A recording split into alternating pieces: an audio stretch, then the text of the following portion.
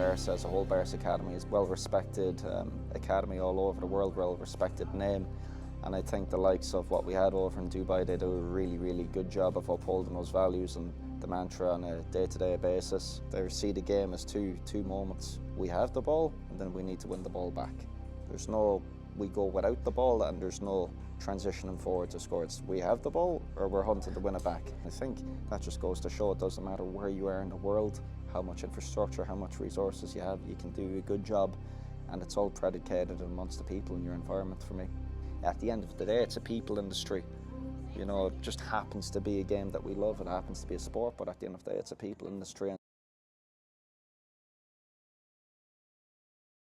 Hello coaches, welcome back to another Modern Soccer Coach podcast. This week we are joined by Conor Walsh, Academy Director and First Team Coach at Chicago City Soccer Club and also host of the Lowdown Podcast. Brilliant podcast. Conor actually interviewed me a couple of weeks ago, so if you want to hear him interviewing me and then me interviewing him, listen to this and then go to the link below. And then I'll put the link for Conor's podcast. And when you're at Conor's podcast, The Lowdown, please subscribe as well.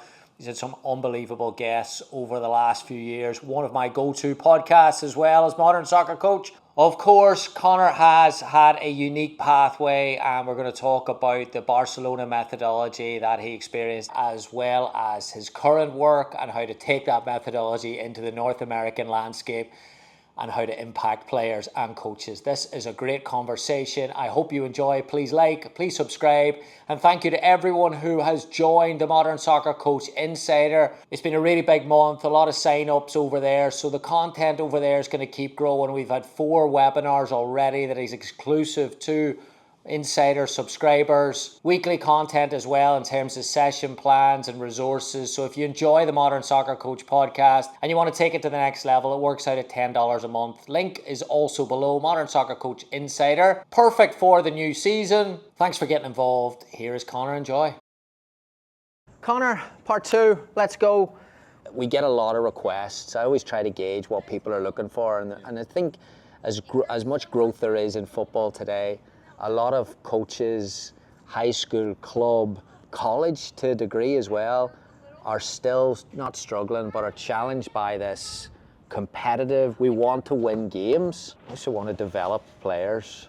So how do you get both together? So let's go down that road today, and we'll talk about the youth piece. We'll also talk about as they start to transition into the senior game. But I want to start with your experiences with Barcelona in Qatar. We've had Sean McCafferty, also had Jed on as well, Jed Quinn, talking about the programme, and really interesting. Coming over from Ireland with a stop at university at UCFB. Correct, yeah.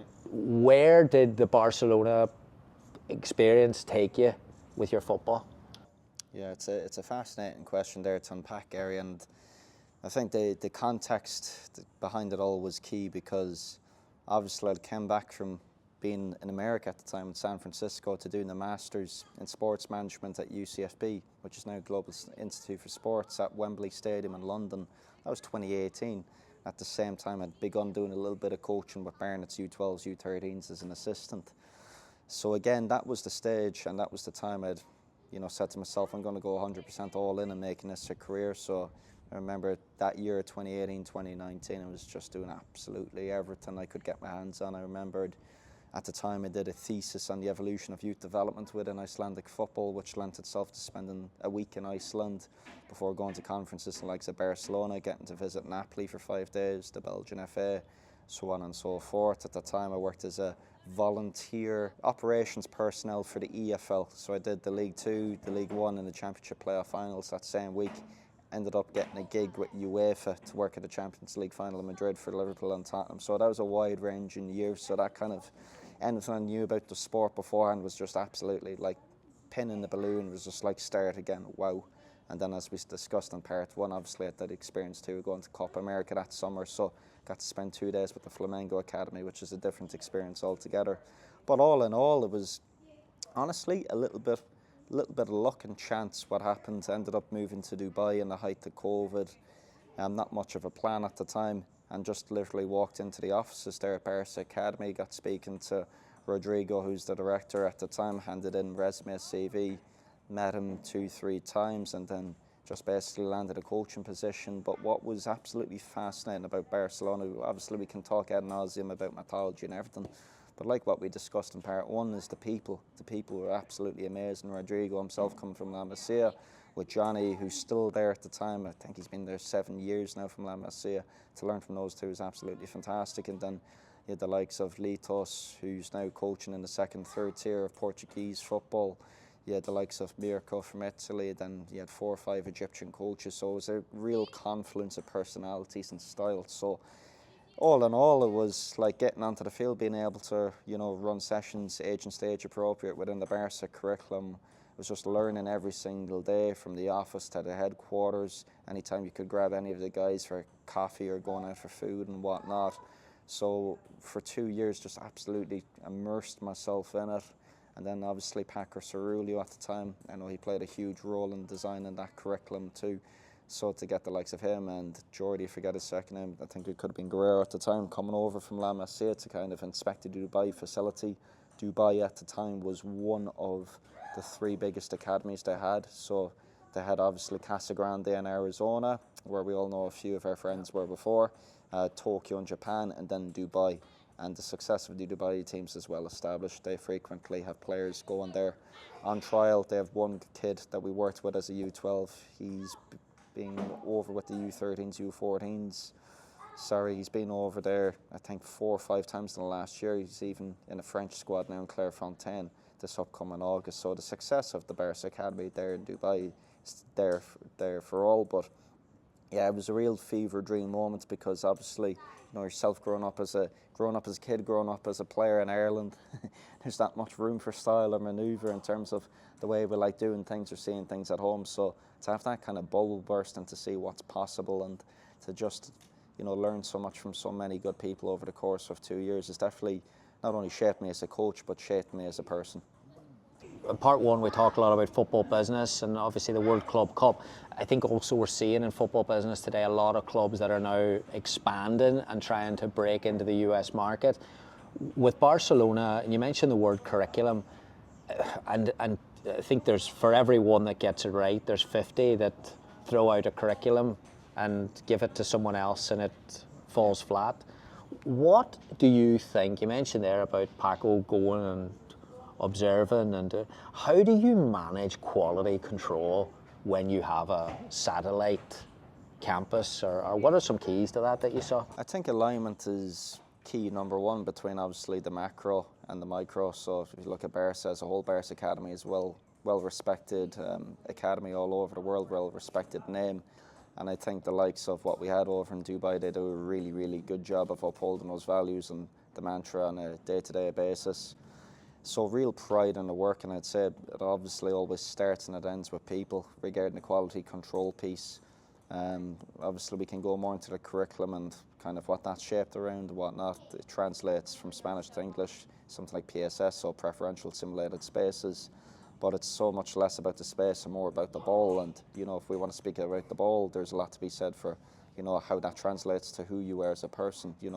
They don't actually recognise, at the time they didn't recognise transition moments, defensive moment and then the attack and transition. They see the game as two moments. We have the ball and then we need to win the ball back. There's no, we go without the ball and there's no transitioning forward to score. It's we have the ball or we're hunting to win it back. It's that, again, you can agree or disagree, but again, how that shapes kind of who you are as a person. Okay, what do you have to be like that without the ball and with the ball? Okay, you have to be aggressive, you have to be fearless, you have to be a teammate. I know if I'm going to press the keeper, Gary, I know that every single time I'm going, I don't have to scan my back, I know that you're coming with me. So enough of it is values based.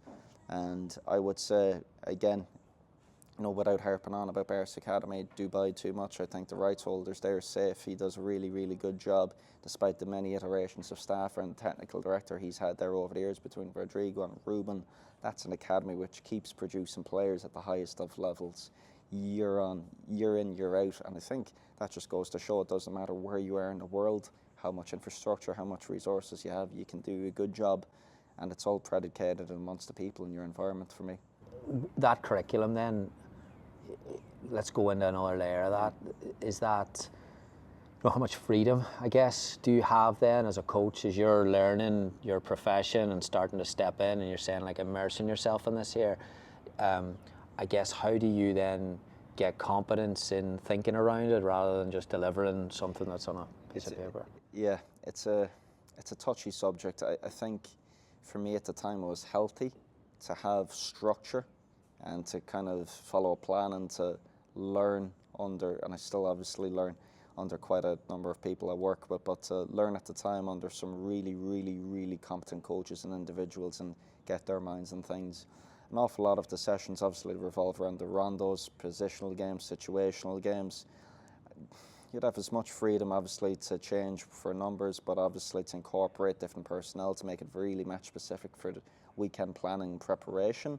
It's a space I was happy to be in for 2 years. I think any while longer probably may at the time have stunted my growth as a coach, because you know what you're doing at the time, of course, working at Barca Academy, that's your job, that's your soul. You're working with your 2-3 teams, high performance teams, you're doing your coach education with Barca, so everything's Barca. At the time I made the decision as well to start the podcast, so it was nice to get a diverse range of ideas. At the same time I was doing my coaching courses with the EFA through Chris Brown Football over in Dubai, so at the same time I was always pretty good at kind of stepping into that bubble and stepping out of it at the right time, just to get wide range and kind of opinion from not only football but to get it from outside of other sports too, and I think that's key.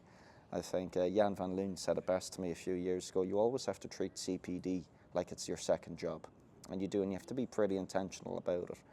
So at the time I think it did wonders for me as a person and wonders for my coaching, having to abide by that structure, having to work within those frameworks, but at the same time I think to move on after 2 years was a necessity for myself as a person, but also for my coaching competency. Yeah. When you were at the podcast, you asked me this, was there a motivation to connect with people because of where you wanted to draw information, knowledge, understanding, or was it the other way around where it was to grow the podcast? I would say it for 90% of the time it's been the former. I notice myself when I'm beginning to get a bit disengaged, Gary, because over time when I start to realise the cues there, I'm not as curious, I don't want to study as much. I'm a very big reader, I'm an avid consumer of podcasts. I love connecting with people outside of my framework, and it's for no other reason but to grow myself as an individual and hear from other people. Like it or not, I've always kind of considered myself as the underdog, especially, when it comes to being where I'm from. I'm very proud to be from a small town called Ennis, 30,000 people being away from home. So obviously I'm going to unfamiliar environments where you don't have people in your network or immediate geography back at home that you can lean into as much.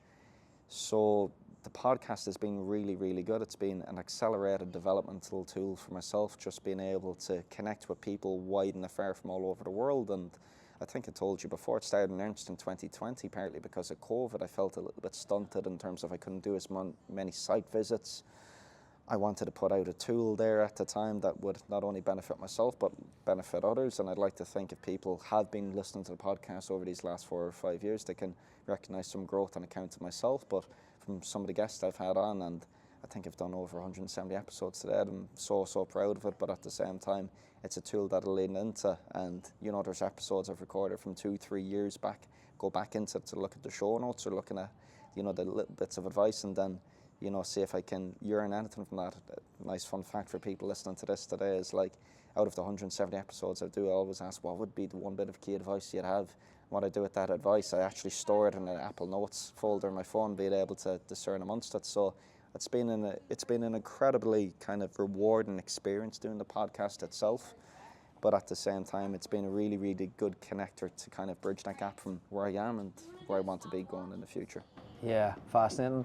The visit when we met in Louisville. Yeah, 3 years ago. Is it 3 years ago? Yeah.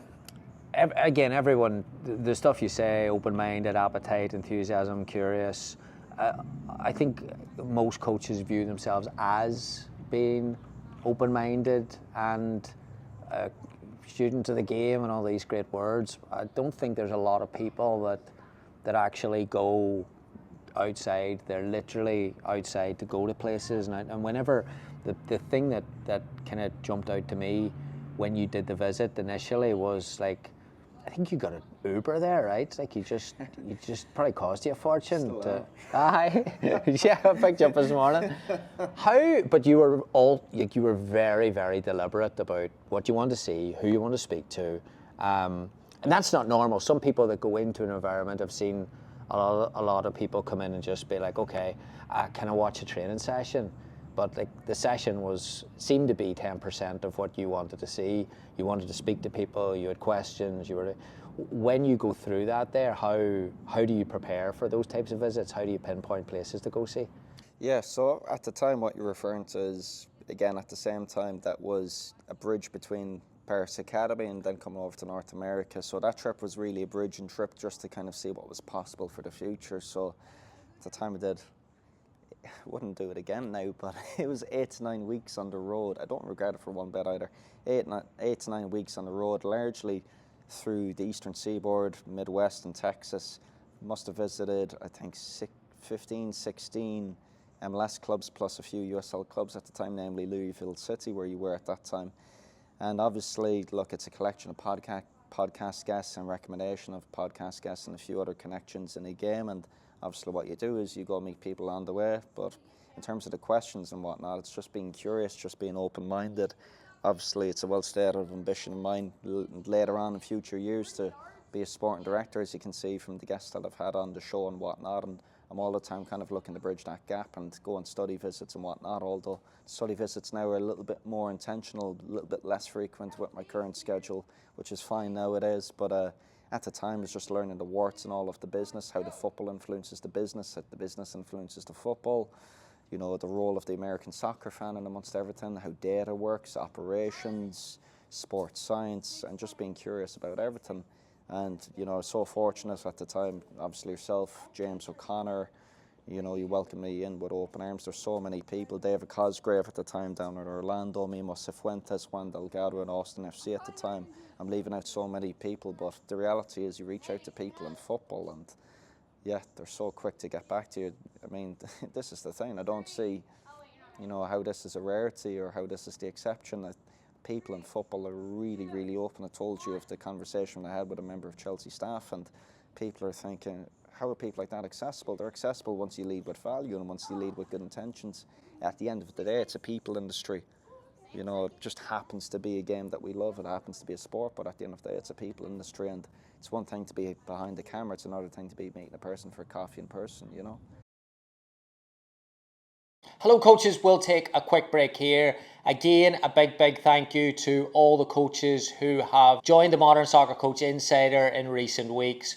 We've had a lot of sign-ups. The platform is getting started and getting cranked up. It's really exciting. All the webinars we've done on Modern Soccer Coach, you get access to by joining the Insider. So every single webinar, rather than ordering them separately, you get access to all of them. You get access to tons of resources in there, coaching session resources. And those session resources are continuing to grow, and those webinars are continuing to grow. So when we do webinars in the future, you get free access to those as well. And we do community chats that will start up very soon. So if you've got a problem to solve as a coach and you want to jump on and discuss it, we will make that happen. Modern Soccer Coach Insider, I'll put the link below. There's a ton of information there. That information is continuing to grow, but more importantly, you can join in the conversation. Modern Soccer Coach Insider, if you enjoy the work, if you want to keep supporting it, Modern Soccer Coach Insider is the best way to do that. Thanks so much. Back to Conor. Yeah, I think football people can generally, I think I said this in our chat, they can smell what your intentions are. Yeah. And I think that is, I understand why people could question my intentions, because you don't want to say something. If you're in a position at any of those clubs, you don't want to be news fodder for a hot take on anything. But I think once you smell and sense a love of the game and a real desire to understand, and you can position yourself in humility with that as well, right? Again, like that's where I was pleasantly surprised. It's funny, like when you work in environments, not a lot of people come visit, but what you said bang on. When you reach out to people, I've never had anyone say no, but then you're not asking stupid requests, right? Yeah. I think at the end of today, it's a personable game, because you can't get in to meet people without having good references or having a body of work behind you. So it's all about, at the end of the day, it's all about people. And I'm sick and tired of saying it, but we said it in part 1 of the podcast too. I mean, you look at kind of the X's and O's piece, look at the first team job I'm doing now, that's like 10% of the job. 90% is the individualising the conversations per player, knowing how they respond to, different remits of the game, different pressures and whatnot, being able to manage different staff members, being able to bring them together as a unit, being able to bring them together as a squad. There's so much more that goes into it in terms of the planning and review process that I don't think gets mentioned at all. And it's the same as any other industry. Look at the top 10 percentile, look at the top 10 percentile of CEOs in the world. It's not under technical skills, it's always under people skills and personal skills. And at the same time, I think it's been humble enough to know you have a long way to go in that regard, and to always seek improvement. Because the first thing, when results aren't going your way on a football pitch, you point the finger that way, but 9 fingers are getting pointed back at you. So it's like eating humble pie. Leave your ego at the front door, easier said than done. I've had to do it an awful lot of times so far this season, but being able to kind of go out, seek feedback, being able to, reflect internally, there's massive, massive power to it. And again, someone with a law background, you're not in football for the money area, because there's an awful lot of suffering and hard hours, but at the same time, it's a really, really rewarding job to be part of internally. And I'm very fortunate the club I'm at now kind of, values the personal side an awful lot, and we do have that care model at Chicago City where people are looked after, where people are treated in a really, really good way. And at the same time, I don't think you can say it widely, unfortunately, in this part of the world where the job is as respected as it is at our club, which I'm sure is a totally separate conversation. Well, I actually want to get into, so you go to, you do 9 weeks research, and obviously this is something, I remember the conversations when you were at a crossroads, geographically in your career of what, should you come to North America? I was probably like, hey, listen, different landscape. I probably said that all the time. You went to London, en route to your current role at Chicago City. You went to London, and then in Canada, I worked with our friend Yanni. When you, not to skip through that there, but when you get to, you talk about football business component, game training component, we talked about in the car. There's so many dynamics here that kind of development model that I would guess that you would have been really confident leading with in Qatar now is put in this place here where there are variables that are not necessarily football being the driver. How challenging has that been? Have you enjoyed that component, or what's some advice about manoeuvring around that space with all those challenges? Yeah, I mean, you can't be ignorant. You can't turn a blissful eye to it. It does exist. At the same time, you have to be professional and own the controllables, control the controllables.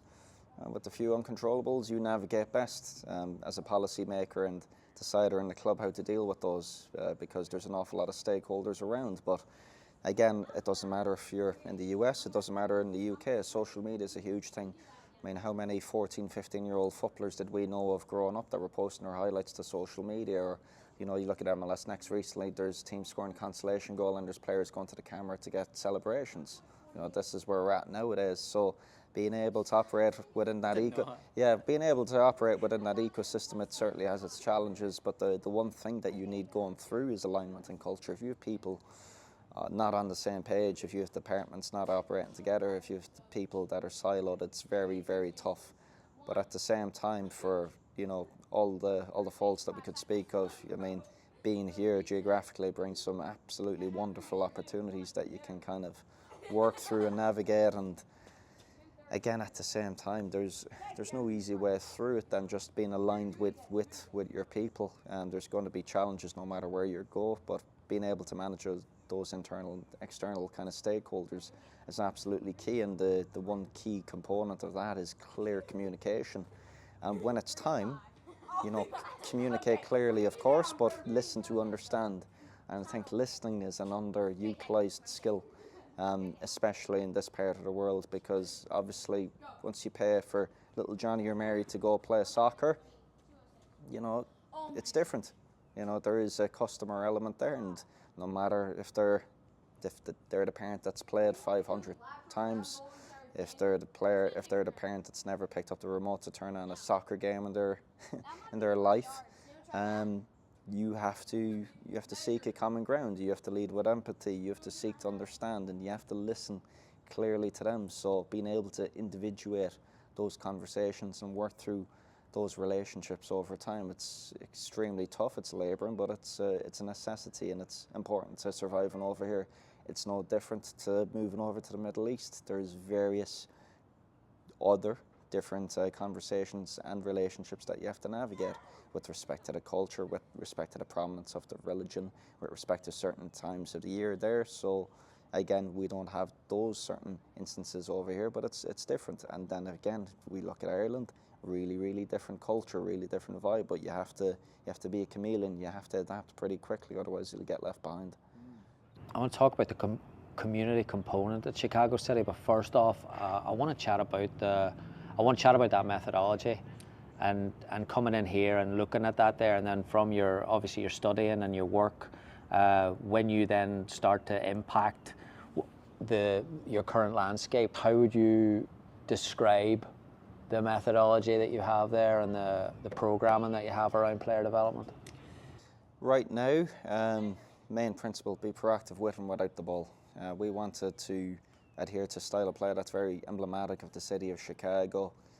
Chicago at its best, for me, if you look at it in the sporting scene over the years, if you look at it in the music scene, the art scene, it's always been a little bit vibrant, always maybe borderline arrogant, but certainly a little bit cocky and pompous at times.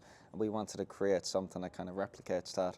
That's not to say the club it's been around for 13 years, and we have over 1,400 players on a rec level, travel, semi-travel level, you know, playing up to pre-pro now. So the operation it's moving, that's for sure. But again, methodology, you can't have methodology without people. And again, I mentioned it this time and time again, I was lucky I came into the role in February 2024. First thing you have to do, you have to meet people where they're at. And the money I spent at the time, Gary, on cups of coffee isn't seen to be believed. And Jesus, the variety of coffees as well at the time. You know, I was just used to drinking black coffee before moving over here. And we have flat whites, frappuccinos, the whole lot. Iced coffee in February in Chicago is not to be seen to be believed. Is this with staff members? Or with staff members, yeah. So at the time we had less than 40 staff members. Roughly now we had 46. So I would have met probably all but 2-3 members of staff at the time, just to see where their heads were at, just to see, you know, what they do, to understand their role, their responsibilities a little bit better, to see if maybe they needed repositioning, if they needed extra support, if they needed extra guidance. An awful lot of time, what you don't understand, people just need to be heard. And I think that's a key component. But you can't have strategy without having the people on board. And then what you do realise is, unfortunately, like ourselves at times, there is times where people sometimes have to step away, or people have to do supplemental training for their own good to kind of understand their inner self a little bit more. But at the end of the day, it all boils down to who they are as people, and then you begin to slowly dabble in the coach education, bring in really competent people in the data and the analysis side, the sports science side, but without having alignment first. And that's to be cherished. It's extremely fleeting and it's extremely rare. It's just like a wave, you know, it's like a surf on a wave. You're out there in the ocean, you catch it, it feels great at the time. You get back on your surfboard, it could be another 10 minutes before the next wave. Next wave mightn't come today, but that's how I kind of perceive alignment to be. Really tough, but at the same time you got to know that it's coming. And you know, every day we work towards that. It's a really good program led by Nick Mulvaney. I think he's done a terrific job there, you know, bringing people on board. We are paid to play, so that brings totally different other challenges with 20 plus pitches we have to maintain all over the city of Chicago. Aligning schedules, training times, operations isn't always easy, but the fact that we've had a little bit of success this year, progressing players on nationally, progressing players onto MLS clubs, certainly serves well for the future. And what we have an exciting, young, vibrant staff that are, you know, willing to overgive and overserve, and it's a community I'm delighted, I'm indebted to Nick forever to be a part of. Yeah, Nick's top man. Yeah. Nick's top man. So what you're saying there is, before a methodology curriculum is rolled out, that you actually need a foundation of, again, well-intentioned people. Sorry, saying like good coaches, but like what you've done there is described that you're meeting them halfway, or you're going to understand them a little bit more. Some are closer to competency level than maybe some need upskilled. Is that what you're saying there? That you need the foundation in place before the football piece is rolled out, their expectations? I think so, yeah. I think so, and I think it's reflecting upon, in hindsight, on its mistakes I've actually made this season as a coach, not meeting players where they're at and learning the hard way, and then doing the deep work to reflect and be like, well, I did this for the staff when I came in, why wouldn't I do it for players? Why am I treating them any different? But yeah, you could have a 50% half-baked plan, Gary, but if you execute that 100%, it's better than the 100% plan that's not executed at all. So you don't want to lose the dressing room by the time you take into the field. And I think that's a core component, because before we go in as coaches, before we go in as policymakers, you have to lead, and there's an awful lot of time you're going to have to lead by example and, navigate these, really tough conversations and whatnot, and so much more than so much of the job is away from the field nowadays, that, leadership is situational. There was the Toronto FC Academy director. We were on the MLS Next technical leadership course recently, and he put up a brilliant photo of a robin, and he had the robin in the palm of his hands, and he was like, this is my leadership style. And he says, could you describe it? I says, what is it? And he says, well, or if I hold it too tightly, I'll hurt the robin. If I hold it any looser, it'll fly away. So it's like my leadership style. It's situational, and that's what you need to be. You need to be really, really agile, and you need to be able to kind of go into work with a clear mind every day to be able to perceive things that are happening around. The technical director of football of tomorrow, or even, it's not even tomorrow, it's probably today, going to have to manage coaches. Yeah. And we think that players are challenging, and coaches bring another area of adult, like another baggage, because of lived experiences, financial ramifications, all these things. And I don't think we talk about that in our landscape at the minute. I think a lot of people struggle. What jumped out at me there was the piece you said there about a 100% plan basically thrown out and not landing. And I think that's a lot of what people do at the start of the year, where they throw out, okay, we're all going to do this. And because of, again, I have empathy for the coaches and the leaders, because this thing is 100 miles an hour. You're playing games every other weekend. You're probably more worried about having coach A at field B than you are about quality of it, reflection, anything like that there. Managing coaches then, you mentioned there about that kind of first stage I would expect is to go and talk to them, some of them been heard out. How do you then, I guess, understand where someone needs a bit of help, and how do you hold them accountable and go through that kind of like second or third phase of that? Again, this is something I would do, but show them my learning and development plan. Show them my kind of personality profile. Here are my strengths, here are my weaknesses. Here what I do to kind of improve upon these weaknesses or areas for growth. Here's how I seek mentors out in this. But again, I think for them it's, making the challenge more personal. And I think if you can make it more personal, you can make it more credible, and it'll stick a lot more with the person, just being able to do that inner work. Because I think who we are as coach, you cannot separate it as to who we are as a person. So there's an awful lot that goes into that. But if you look at any typical hiring process, there's kind of 3 stages. Number 1, who you are as a person. Number 2, this is who we are as a club. Number 3, how you can fit in as a person within our club structure. If for whatever reason you miss any one of those 3 moments in terms of recruiting a person, I think you're setting them up for failure, setting up your staff for failure, you're setting up your coach developer for failure. You all have to be on the same page, and it starts with leadership from the top down. There's a huge difference between being at Chicago City or being at Chelsea in terms of the role of a coach. But the one non-negotiable for me is it begins and it ends with the players. The players at Chelsea are their highest, valued assets. Where we are at the moment, Chicago City, they're your customers. If you don't have players, you don't have a job tomorrow morning. So at the same time, how do you straddle between both? Well, if you can create that story for the coach that everything that we do is in service for the players, just to make them that 1% better, just to even if they're not elite performers, you know what, we want to give them a really, really good experience, love for the game, learning teamwork, learning discipline, which you look at these post-COVID kids, they're not really getting nowadays in schools. It's a different generation. Can we give them something tangible, something that they can take from our environment and transport with them into the future? So your job isn't related to how Team A does or Team B does on a Saturday or Sunday. No, it's far more reaching, far more consequential than that.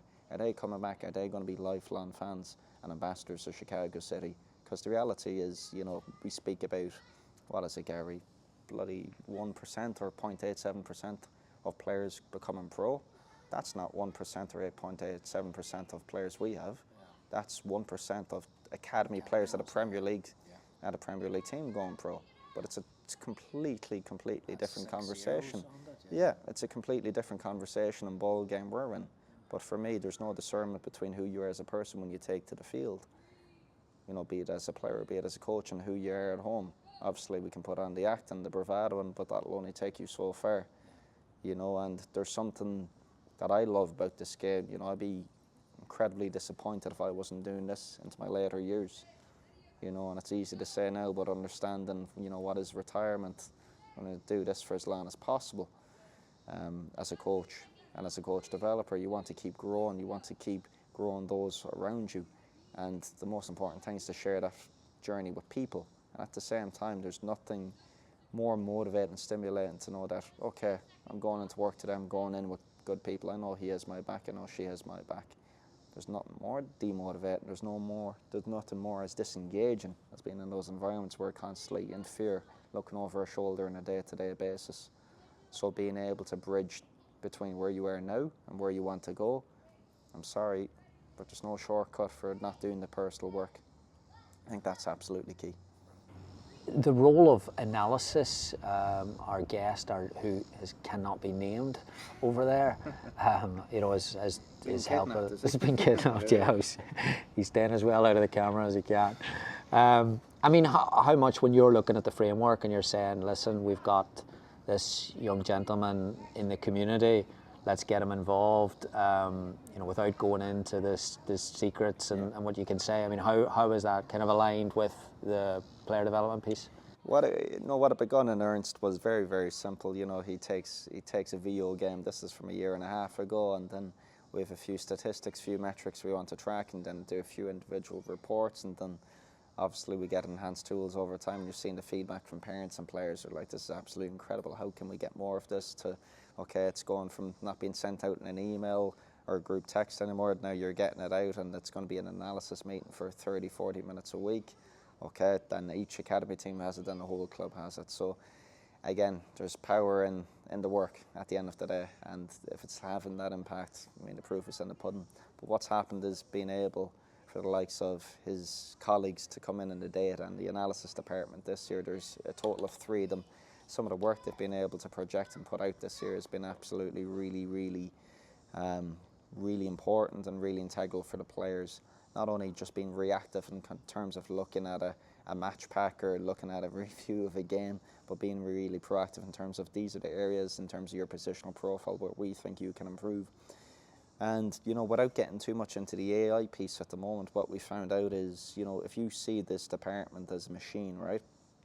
Well, the more feedback we give to the machine, the more feedback the machine can give to us. And then we're like, okay, it's a constant process of iterating it upon time. What we've actually discovered over time, the kids, through no education from ourselves, intentionally at the very least, or our own behest, have become a lot more skilled and educated in terms of the types of questions they're asking.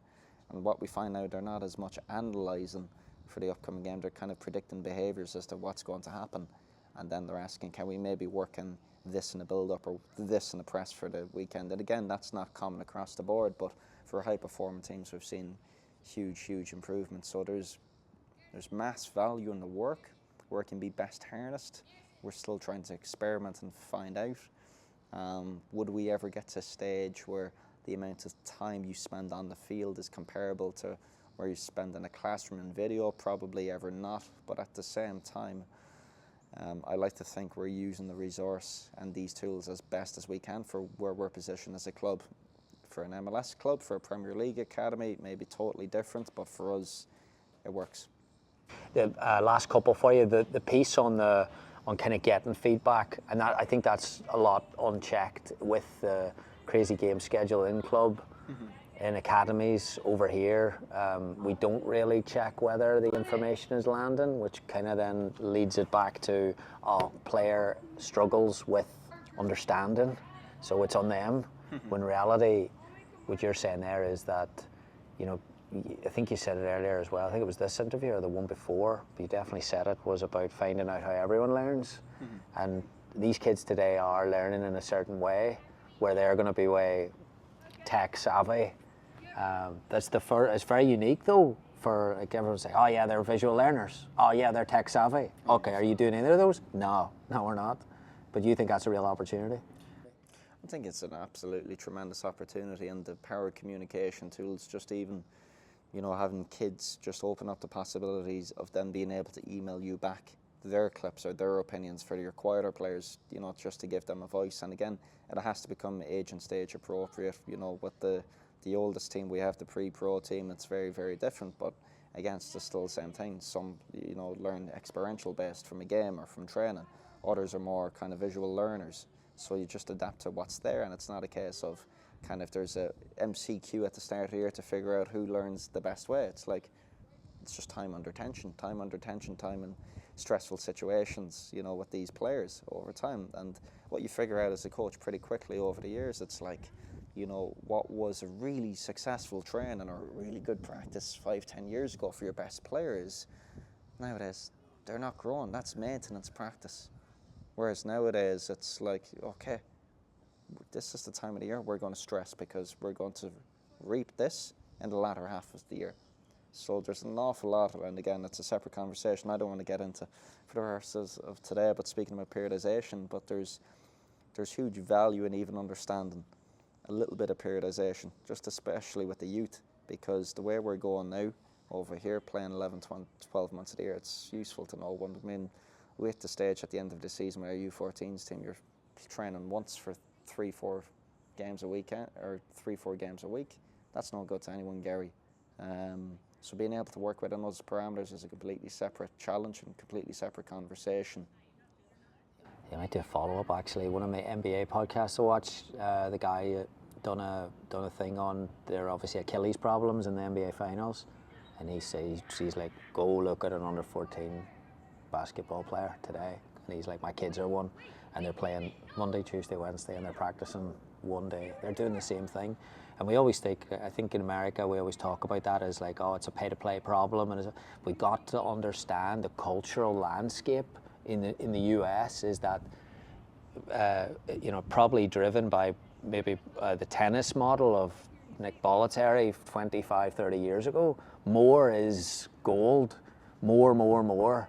So you can be talented and that'll end up getting that. But I think with that there has to be more understanding, more education around that there. And I think, look, it's on us and it's on me to be a better coach, to be a better leader, because we speak about Cole Palmer earlier on. Cole Palmer undoubtedly at City and currently at Chelsea has access to some of the best coaches and best youth developers you could only imagine. But at the same time, how much of his development today is from just him being in the park with his mates or the back garden, you know, just executing the same thing 10,000 times.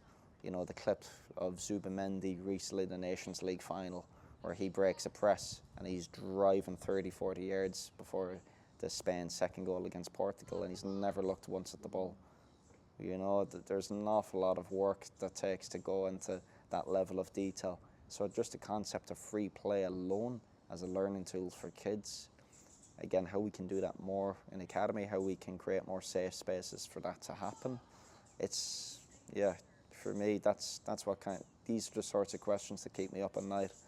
In terms of, I mean, you had Andrea Schumacher as a terrific listen a few weeks ago about the 2v1 and whatnot.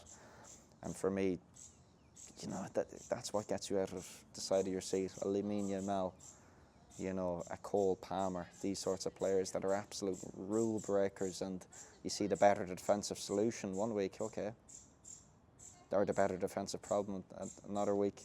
Next week they've already found the solution, but it's like, did you think of that solution? No, you've been executing that. Like, that's like. Someone said that to me about 6 months ago at a Premier League academy, fairly big Premier League academy, who said players usually find it by themselves anyway. It's not this.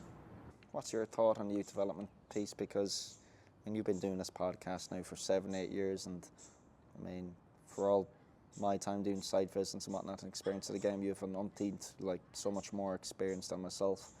Do you see it going in cycles? Do you think it goes in cycles? Do you see us reaching a crucial nadir with it, or?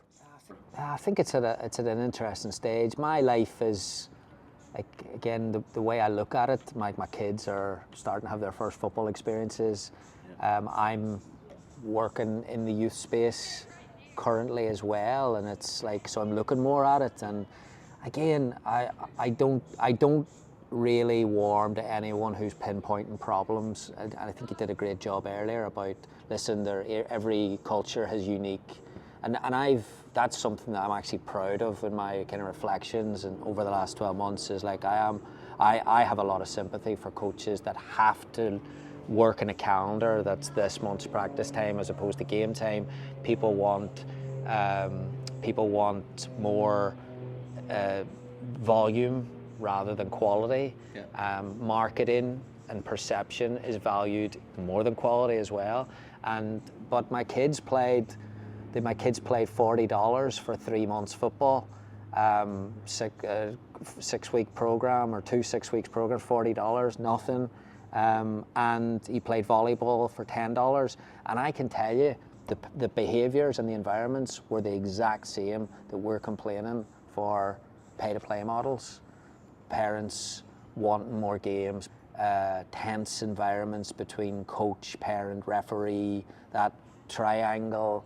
I didn't enjoy either of them. I didn't enjoy his experience. I would look at that and go, yeah, I don't know if that's really where we're going to go. So I think where the landscape is, as I get energized listening to it, because I think it does need a formal leadership to say, not a formal leadership to say, yeah, we need US Soccer to fix this.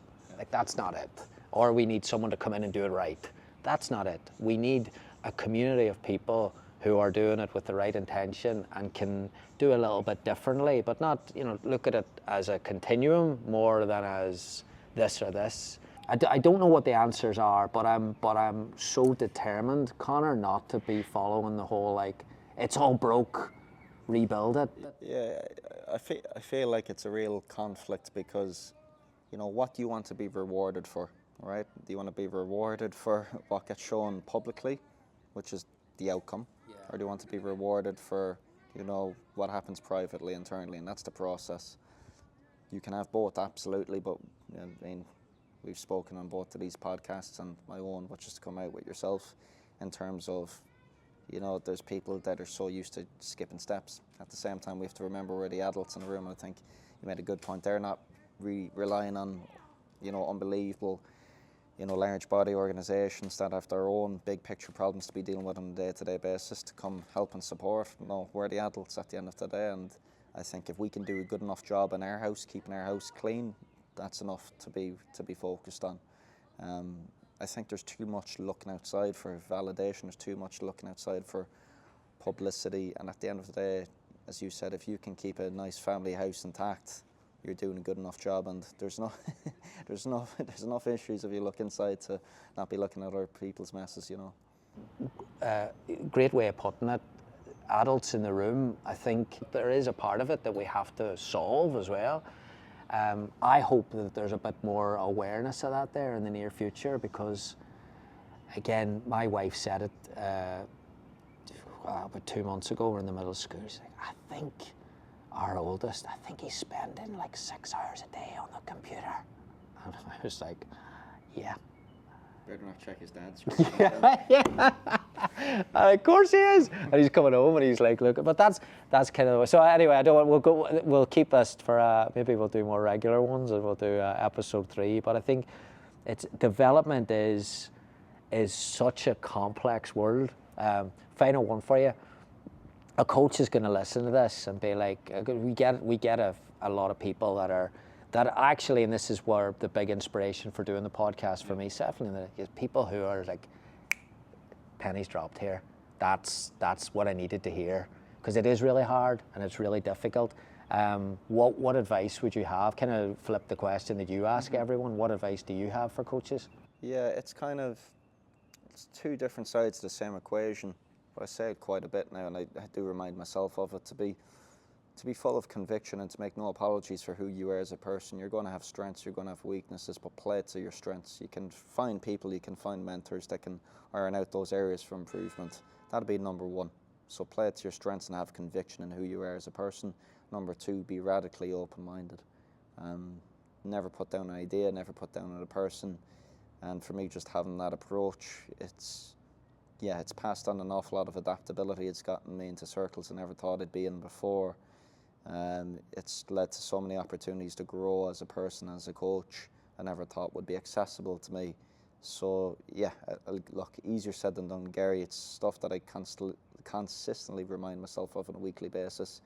Obviously easy to be dishing out advice when you're winning, hard to take your own advice when you're losing games, but to be radically open-minded, but to be nonetheless full of conviction. Brilliant. Yeah. Great way to finish. Let's get Top John stuff. Doe and get some lunch. Exactly. Fantastic. Cheers, Thanks, Gary. Conor.